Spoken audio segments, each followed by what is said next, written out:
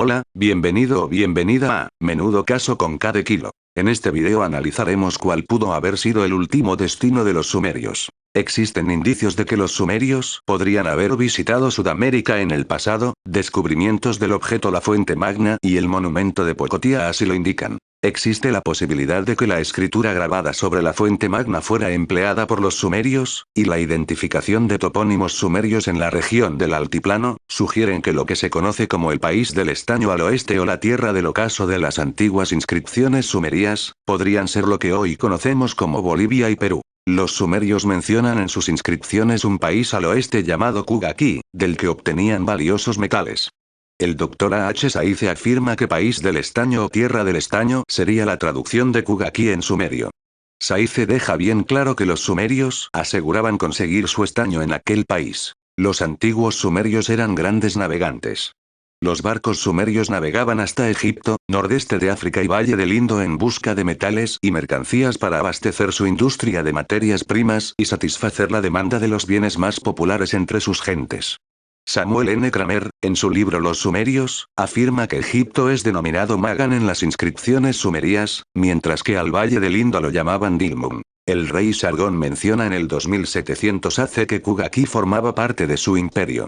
El profesor Saize, en un artículo titulado Geografía de Sargón de Akkad y publicado en la revista Ancient Egypt, traducía un documento escrito por un funcionario asirio del siglo VIII AC. En el documento se afirma que el imperio de Sargón primero incluía los países desde donde sale el sol hasta donde se pone, que Sargón el rey conquistó por su mano, y entre muchas otras tierras el país de Gutium, el país de los Muru, amorritas, y Kugaki el país del estaño que se extiende más allá del mar superior, el Mediterráneo.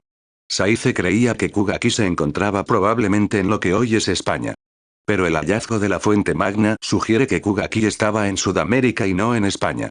Al encontrarse Kugaki al oeste del Mediterráneo, es probable que fuese el nombre de alguna región de Norteamérica o Sudamérica, ya que el continente americano se extiende al oeste del mar Mediterráneo, mientras que España está justo a orillas del Mediterráneo. A.H. Berrill y R. Berrill, en Antiguas Civilizaciones de América, y J. Bailey en Navegando al Paraíso, sostienen que la zona en torno al lago Titicaca podría haber sido llamada Lago Manu por los sumerios. Según estos autores, cuenta la tradición que los sumerios realizaron muchas visitas a las tierras al oeste del Mediterráneo que llamaban Kugaki. Estas tradiciones dejan bien claro que los sumerios navegaron hasta Kugaki en sus barcos Magur. En los textos cuneiformes escritos sobre tablillas se asegura que los barcos Magur podían transportar hasta 18,5 toneladas de metales preciosos. Operaciones de minería. Los sumerios posiblemente descubrieran en un principio el camino a Kugaki gracias a las corrientes atlánticas que llevan desde África hasta Brasil. Los primeros exploradores sumerios probablemente alcanzaran Brasil y remontaran el Amazonas hasta hallar grandes depósitos de estaño en Bolivia y Perú.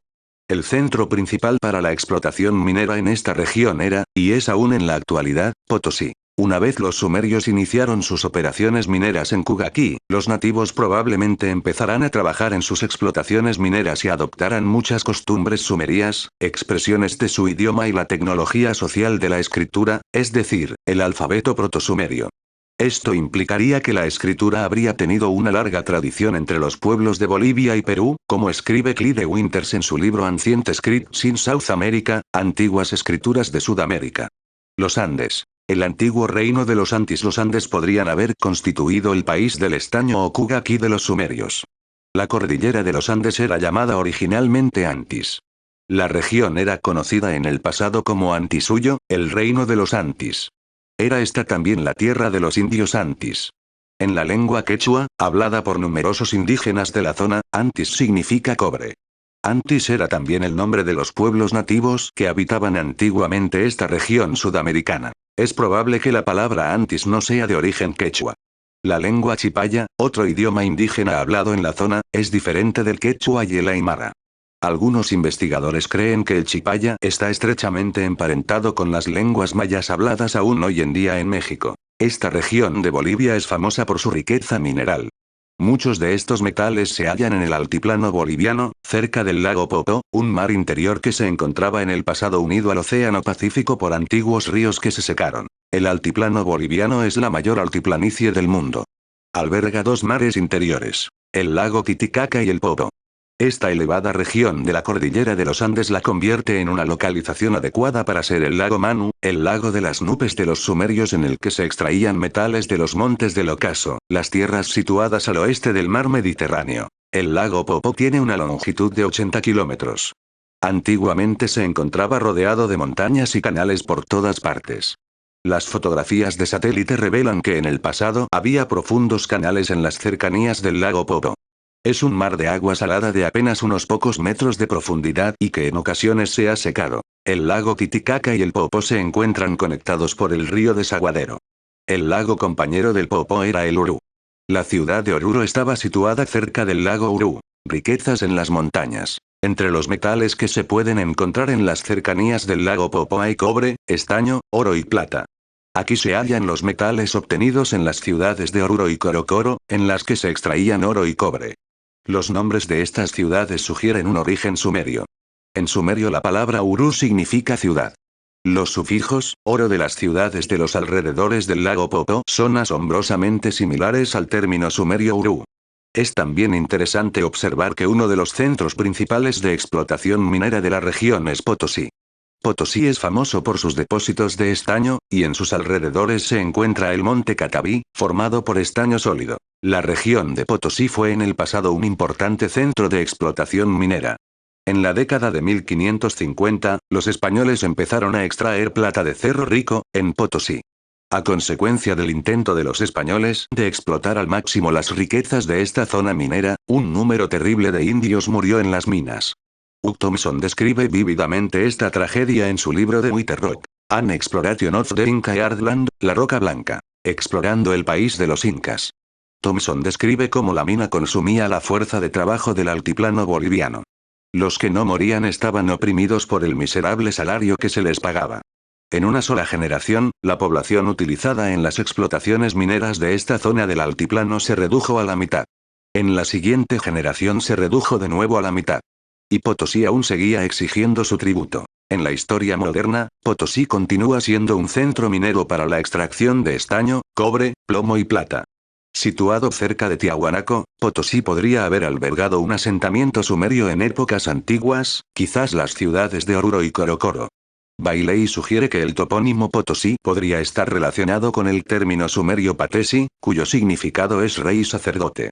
Los metales extraídos en el altiplano eran transportados a lo largo del río Pilcomayo, hasta el río de la Plata. Es posible que los sumerios transportasen los metales obtenidos en Bolivia, cruzando el Atlántico hasta la antigua Sumeria. Una excelente ruta para el envío de estaño desde Cugaqui seguía el curso del río de la Plata, cruzando el Atlántico hacia el este y remontando el Cabo de Buena Esperanza en dirección al Océano Índico hasta alcanzar el Golfo Pérsico y el Mar Rojo. Símbolos. Además de la afinidad entre los símbolos hallados en el monolito Pocotía, Fuente Magna y algunos tejidos incas, también observamos que estos símbolos son idénticos a los signos grabados sobre los ladrillos mochicas. Un rasgo común de las huacas o piedras incas talladas son los escalones labrados directamente en la roca. Clyde Winters demuestra en Ancient Scripts in South America, The Sumerians in South America, Antiguas Escrituras de Sudamérica. Los sumerios en Sudamérica, que el trono del Inca, una talla inmaculada de escalones bajos, es similar a los símbolos protosumerios. Otros signos de las huacas o rocas labradas de Rodadero y la roca blanca de Chuquipalta son asombrosamente parecidos a la escritura hallada en Pocotía y Fuente Magna. Además de la influencia sumeria en los antiguos sistemas de escritura sudamericanos, es interesante destacar que la estatua de Pocotía y los monumentos de Tiahuanaco presentan tocados similares, así como marcas a modo de costillas a lo largo del pecho. Esta coincidencia revela la relación entre los constructores de dichos monumentos. En la región sudamericana en la que probablemente se encontraba el mítico Cugaqui se habla la lengua aymara.